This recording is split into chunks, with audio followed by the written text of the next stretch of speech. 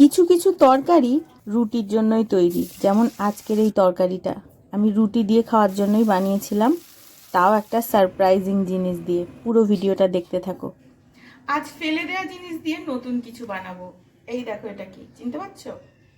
এই দেখো, চলো আজকেই ফেলে দেওয়া জিনিসটাকে না ফেলে এটা দিয়ে দুই ধরনের রেসিপি তোমাদেরকে করে দেখাই। চলো।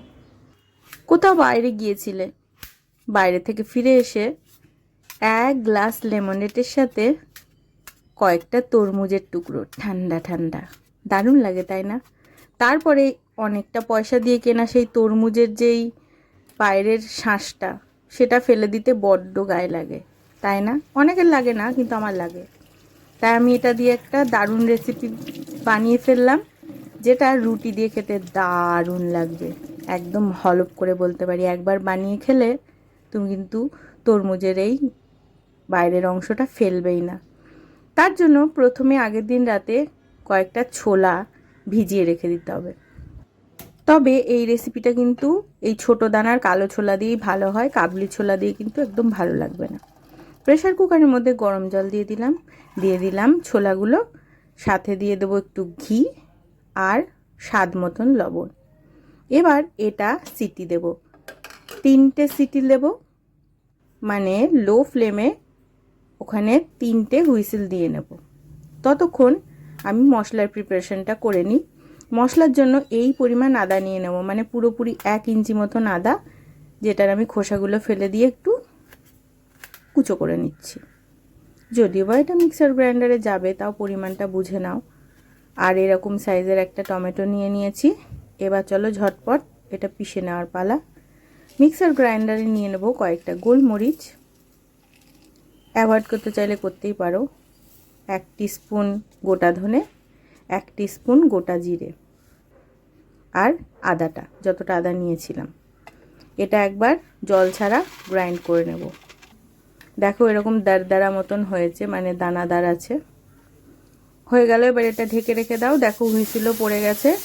হুইসেলটা কিন্তু পড়ে যাওয়ার পর নিজে নিজে ওপেন হতে না দিয়ে এরকম জল দিয়ে কিন্তু খুলে নিতে হবে। এবার জলটা ছেঁকে নেব, ছোলাটা আলাদা করে নেব। এবার এই যে ছোলার ফ্লেভারের জলটা, এটা কিন্তু ফেলে দেবে না, এই জলটাই ইউজ হবে আবার সেদ্ধ করার জন্য। দিয়ে দিলাম জলটা। এবার দিয়ে দেব কেটে রাখা তরমুজের খোসাটা। এই সাদা অংশটুকু এখন এই জলেই, এই ফ্লেভারড ওয়াটারেই সেদ্ধ হবে। এবার দিয়ে দেব কয়েকটা কাঁচা লঙ্কা দিয়ে, যেহেতু এটাতে লবণ আছে তাই লবণ দেওয়ার দরকার নেই, হালকা একটা মিষ্টি স্বাদও রয়েছে। এটা এবার হাই ফ্লেমে 3টে হুইসেল দেব। ছোলাটা কিন্তু লো ফ্লেমে 3টে হুইসেল ছিল, আর এটা হাই ফ্লেমে 3টে হুইসেল দেব। ওটা হুইসেল দেওয়ার মতন গ্যাসে বসিয়ে দিয়ে এসে এবার মশলাটা করে নিই। সেদ্ধ ছোলার থেকে 2 চামচ ছোলা নিয়ে নিলাম, আর দিয়ে দিলাম কেটে রাখা কাঁচা টমেটোটা। এই টেস্টি মশলার গুণেই কিন্তু এই পুরো রান্নাটা একটা অন্য লেভেলে চলে যাবে।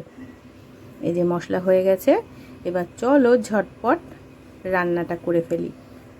গ্যাসে কিন্তু হুইসেল দিয়ে দিয়েছে 3টে হাই ফ্লেমে। এবার আমি কিন্তু ওটা ঝটপট খুলে নিয়ে, প্রেসার কুকারটা খুলে নিয়ে কিন্তু আমি জলটা ছেঁকেই রেখে দিয়েছি, সেটা কিন্তু আগে করবে তোমরা।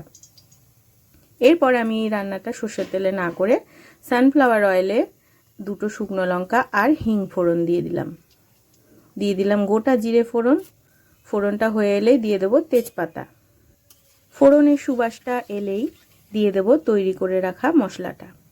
এবার মশলাটা দিয়ে কিন্তু গ্যাসের ফ্লেমটা আস্তে করবে, কেননা এর মধ্যে কাঁচা টমেটো আছে আর সেদ্ধ ছোলাটা আছে, ঝট করে ধরে নেবে তখন হাই ফ্লেমে দিলে।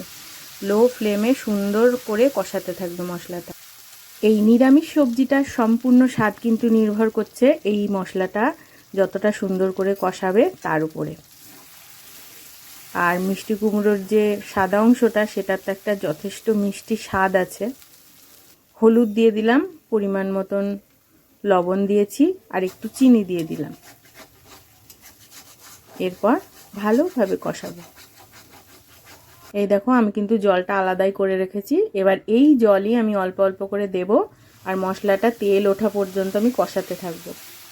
যারা যারা এখনও পর্যন্ত ভিডিওটা স্কিপ করনি তাদেরকে অনুরোধ করব আমার এই ছোট্ট স্বাতি হোম কুকিং চ্যানেলটাকে, যদি তোমাদের সত্যি রেসিপিগুলো ভালো লেগে থাকে প্লিজ একটু সাবস্ক্রাইব করে সাথে থেকো। এই জল দিয়ে মশলাটা কষাতে কষাতে শেষ জলটা দেওয়ার পর, মানে যতটুকু অবশিষ্ট সেদ্ধ জল আছে সেটা দেওয়ার পর ছোলাটা দিয়ে দেব। ছোলা দিয়ে নাড়াচাড়া করে কিছুক্ষণের জন্য ঢেকে দেবো, ওই 5 মিনিট মতন। তারপরে 5 মিনিট পর এই সেদ্ধ হওয়া তরমুজের সাদা অংশটা দিয়ে দেব। এই তরমুজের সাদা অংশটা দেওয়ার পর কিন্তু লো ফ্লেমে করবে না, কেননা এটা টক হয়ে যায়, তাই হাই ফ্লেমে জলটাকে শুকিয়ে নেবে। এই দেখো আমার রান্না সম্পূর্ণরূপে কমপ্লিট হয়ে গেছে।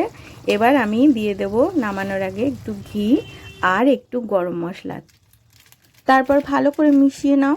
মিশিয়ে নিয়ে গ্যাসের ফ্লেম অফ করে দিয়ে কিছুক্ষণ স্ট্যান্ডিং টাইমে রেখে গরম গরম ফুলকো ফুলকো রুটি দিয়ে, লুচি নয় রুটি দিয়ে পরিবেশন করে দাও প্রিয় মানুষের পাতে। সে খেয়ে কিন্তু খুশি হয়ে যাবেই। এই ফেলে দেয়া সবজি দিয়ে যে এত সুন্দর টেস্টি একটা তরকারি রান্না করা যায়, বানিয়ে না খেলে জানতেই পারবে না। আশা করছি আজকের রেসিপিটা তোমাদের সকলের ভালো লেগেছে। রেসিপি ভালো লাগলে একটু লাইক কমেন্ট শেয়ার করে সাথে থেকো আমার চ্যানেল স্বাতি হোম কুকিংয়ের। আবার দেখা হবে নতুন কোনো রেসিপি নিয়ে। সকলে ভালো